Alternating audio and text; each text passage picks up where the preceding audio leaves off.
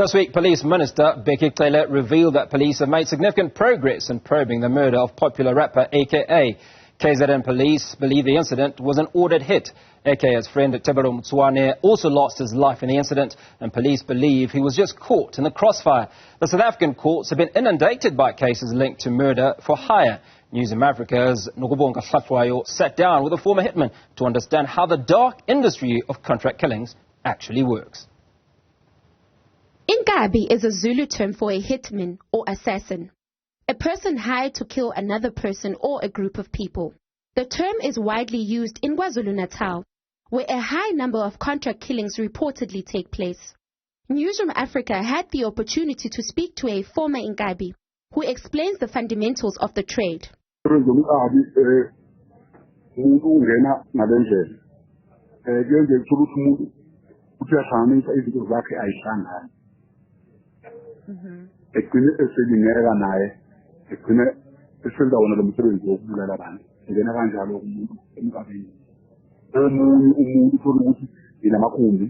We also spoke to clinical psychologist Dr. Nokubonga, who in his line of work has had the opportunity to interview Inkabi to understand the thought process that goes into a person making a career out of assassinations.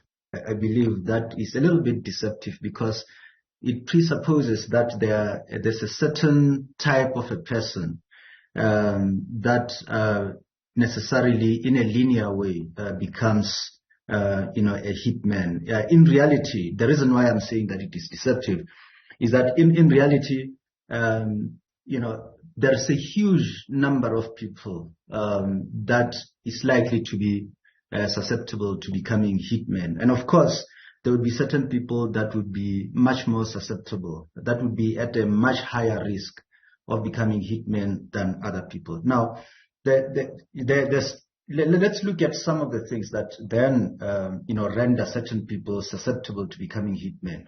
The most obvious one, of course, psychologically would be people that we consider to be having what we call the antisocial personality disorder.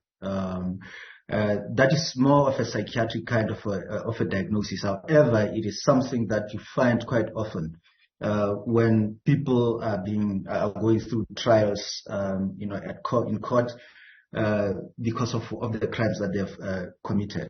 The former Inkabi highlights that the cost of a hit varies on the basis of who they're being hired to kill.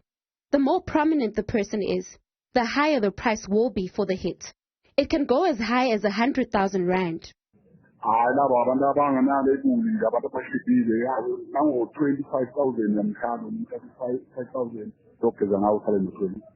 Dr. Nokubonga adds that a person's upbringing might inform their career path, with some people's exposure to violence determining their propensity to kill for money without batting an eye.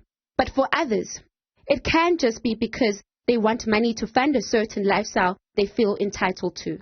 If a person perhaps has had quite a difficult upbringing, basically, where in fact some of what needs to develop in order to be able to develop a conscience, in order to be able to live with others, to respect the rights of others, those would be some of the factors. Additionally to that would be a person who is rendered so vulnerable by their conditions that they feel like there is very little, there are minimum options basically. And maybe the last one that I want to mention would be that, the whole consumerism kind of culture that we have, where we want to be able to afford things, some of which are way beyond our affordability levels.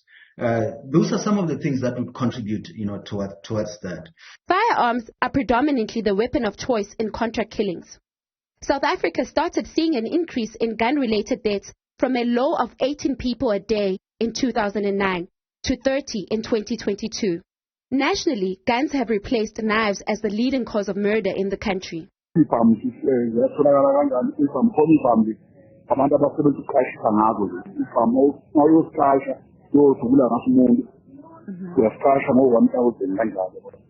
Both Dr. Kometi and the former Inkabi agree that hitmen are becoming younger and younger, and that might be because of the high unemployment rate in this country. The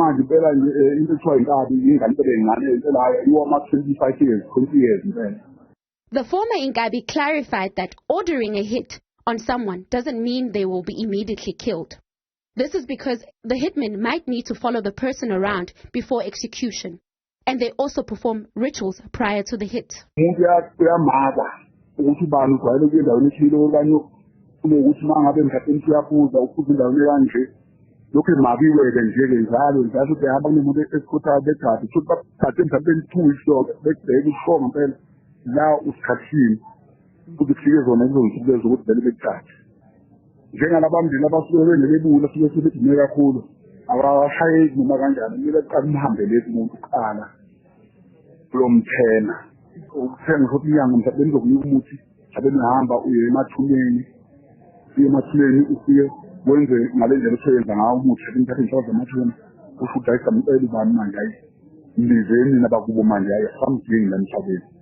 On the 17th of February, Minister of Police Bheki Cele released the crime statistics. He revealed that most murders take place in public places, such as a street, an open field, or parking lot. 27 years.